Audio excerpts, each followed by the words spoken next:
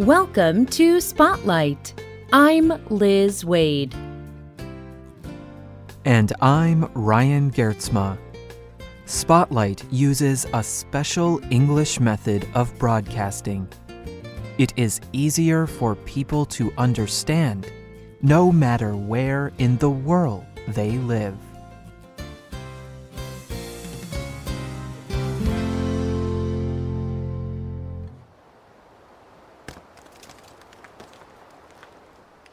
A man climbs on the rocky side of a mountain.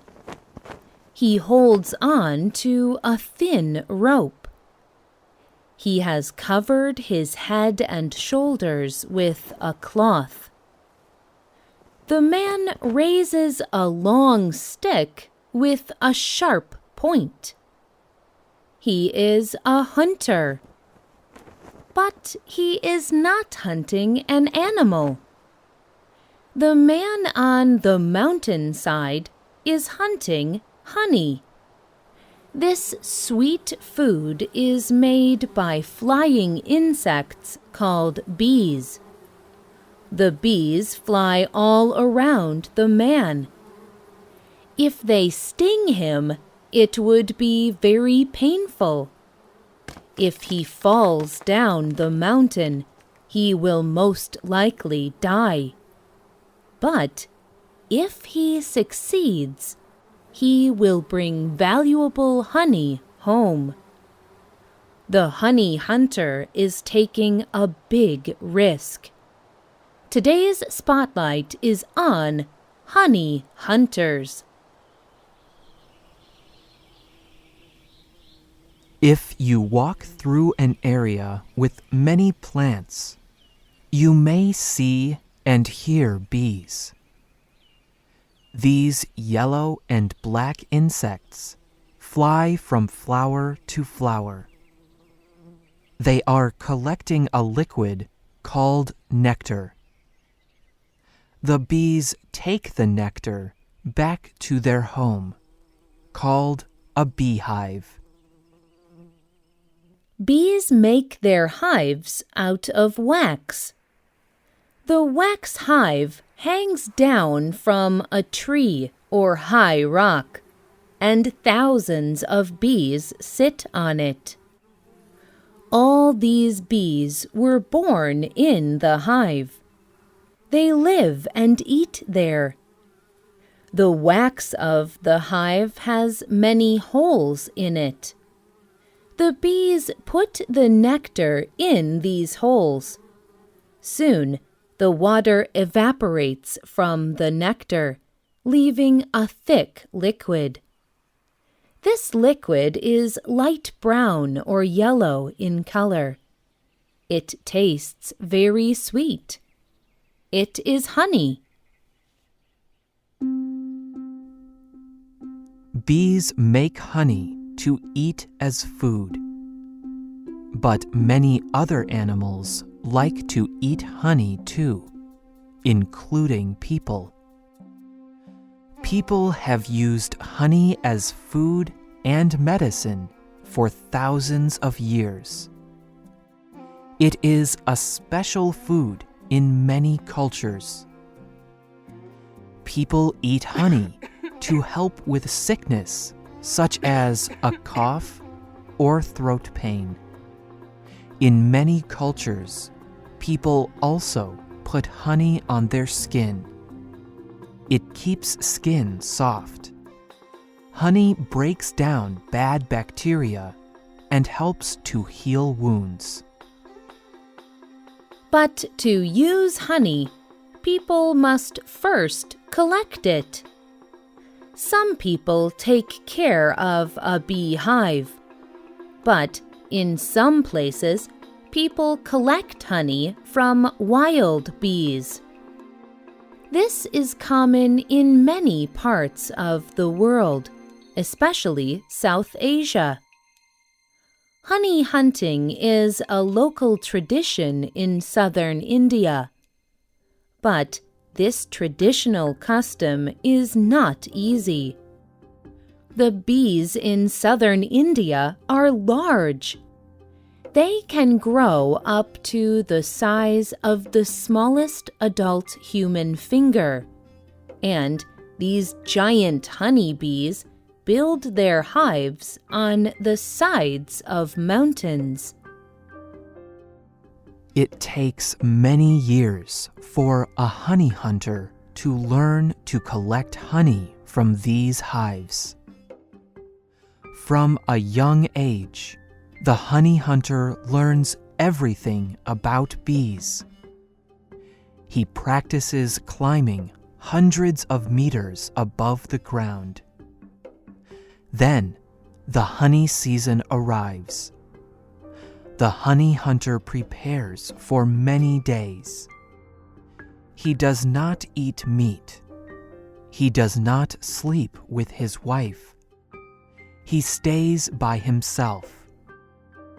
The honey hunter must be calm and full of courage.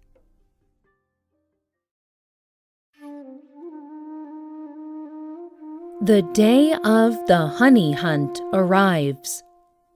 Early in the morning, the villagers say prayers, and then the honey hunter goes to the edge of the mountain.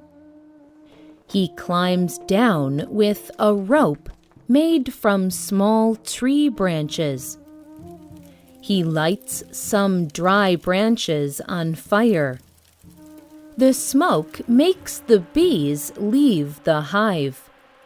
They fly around the honey hunter. He reaches a long, sharp stick over to the hive. He gently cuts off pieces of the wax filled with honey. He takes them back to the village in a container made of bamboo.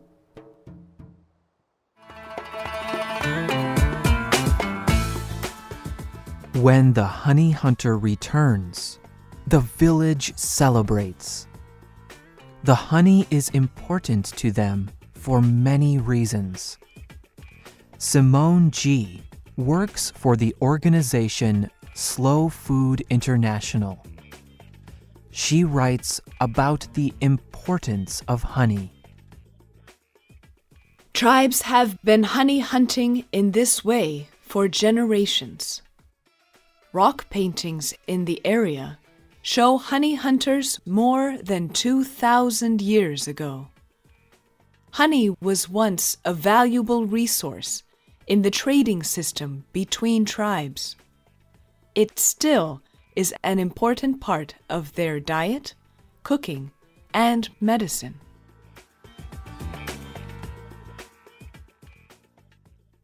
The hunter takes some honey, but he always leaves some of the hive on the mountainside.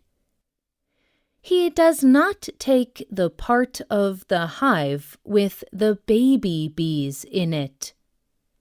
He does not want to destroy the home of the bees. There are also areas of the mountain and forest that are considered holy. These places are important for the religion of the tribe. The hunters are careful not to take honey from the holy places.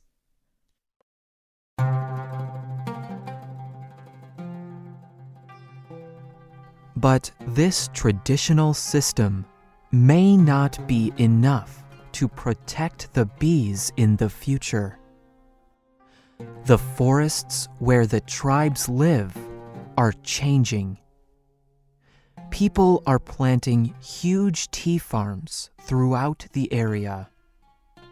They are spraying chemicals and cutting down trees. This is not good for the plants and animals in the forest. It can kill the bees and destroy their hives. It is also dangerous for the people who live there. The Keystone Foundation is a local organization in southern India. It has worked with the honey hunters for 15 years. They aim to protect the environment and local culture. Robert Leo works for the Keystone Foundation. He tells the organization Slow Food International,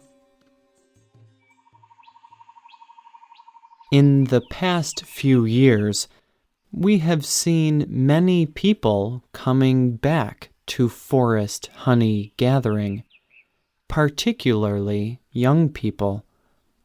One of the reasons is that it is now possible to make enough money this way." Many young people in South India leave the tribal areas.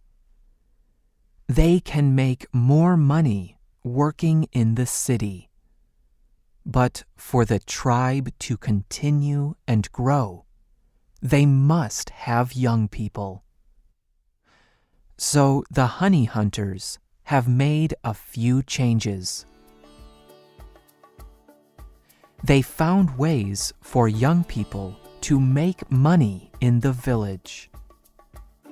The tribe still uses traditional tools and skills to harvest honey. But they have a new production center. Here, they clean the honey. Then, they put it in bottles. This way, the tribe can sell their honey for a higher price. The Keystone Foundation also helped set up some hives for people to keep. People can harvest honey from these hives at any time of year. Then the honey hunters can make money even when it is not the season for wild honey. They can continue their traditions. This provides a future for the honey hunters, and it protects the creatures that make the valuable honey, the giant honeybees.